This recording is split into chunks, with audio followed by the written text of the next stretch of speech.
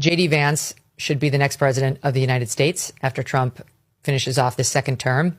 J.D. is a very effective spokesperson for all the principles that you just espoused. In a way, Trump doesn't even try to be. You know, Trump is funny. Trump is entertaining. Trump is a great marketer and messenger just in his quick, language where he boils down an issue to 5 words that even a 5th grader or a 3rd grader can understand. Very effective. Very, very. But JD can go really in depth on these issues and really give voice. If you want to serve in the American Armed Forces, you should have to be in shape. There should be a bare minimum of fitness. And Pete is living. He's practicing what he preaches. Now, this came as very unfortunate news for the women.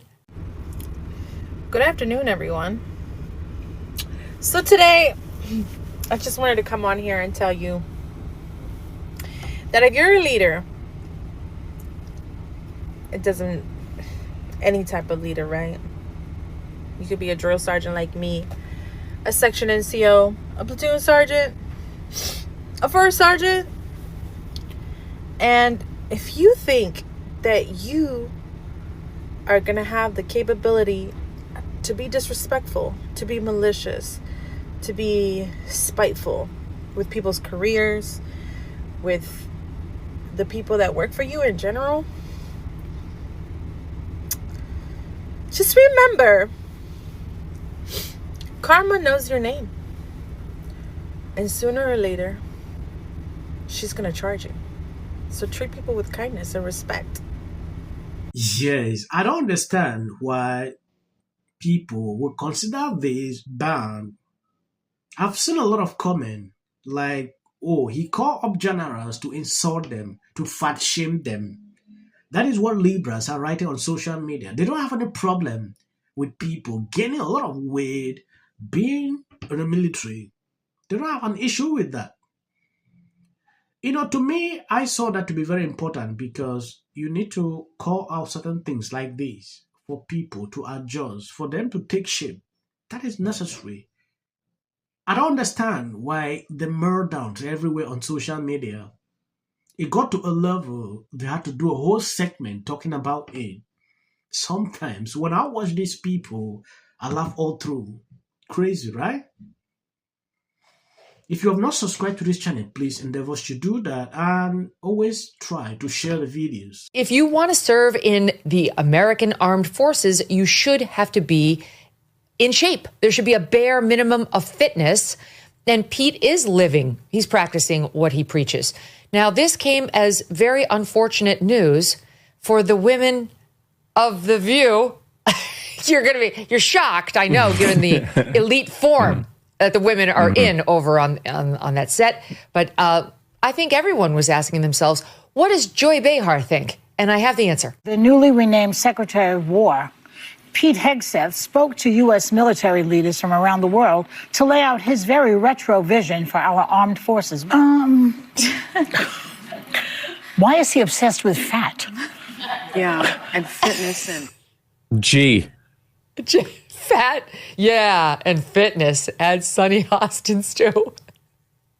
I mean, what do you mean, why?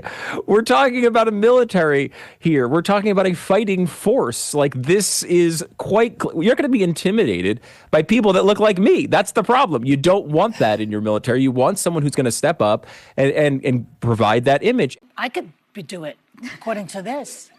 I won't necessarily speak to that, but I'm very lost on the fact that it seems like it's become a Republican Party position out of nowhere that the U.S. military is weak. We're the greatest fighting force in the history of mankind. U.S. troops are deployed in over 100 countries around the world. We are also a deterring force. The idea of American military strength is that you avoid having to get into wars by being as strong as we are. And I know that people think it's weak or it's woke to say that our diversity is our strength, but the thing that's so unique about the United States, we are the most diverse nation on earth, and we have the most diverse military on earth, socioeconomically, racially, religiously. So what's this about? All of these people from different backgrounds come together and fight for the American values. So I don't understand why we have to denigrate the military to try to talk about doing better. And I would also mention, we did have a recruiting crisis, but in 2024 and 2025, the military met recruitment goals, which is huge. Final thing, I did not like that Pete Hegseth, who did serve his country, but chose to denigrate the service of others. He name-checked 3 generals, 2 that I served with. And fat-shaming. Big 2 that I served with, General McKenzie and General Milley. Yes, I see his speech yesterday as a bold and necessary reset for the military. Finally cutting through the woke bureaucracy that is being strangled. Our war fighters, his 10 directive announced alongside President Trump rightly prioritize combat readiness, discipline, and a no-nonsense approach to national security over politically correct nonsense like DEI offices and distractions by renaming the Department of Defense the Department of War and demanding loyalty to a mission first equals. Head is restoring the military core purpose to intimidate, hunt, and defeat enemies, not to cut the identity politics, while Libras clutch their purse over the blunt reality. This is exactly the kind of leadership needed to rebuild a strong, unified force ready to confront real enemies, right? I'm actually really befuddled by why he did that. The optics were terrible, meaning all of our top military brass are all in one place, and we spent $6 million to get them there. That didn't make a lot of sense to me. It also didn't make a lot of sense to me that he was saying that he was going to toughen physical standards and review the anti-hazing policy by sort of implementing a hazing policy. And then also he said he was going to return to the highest male standard for combat positions because the troops were fat.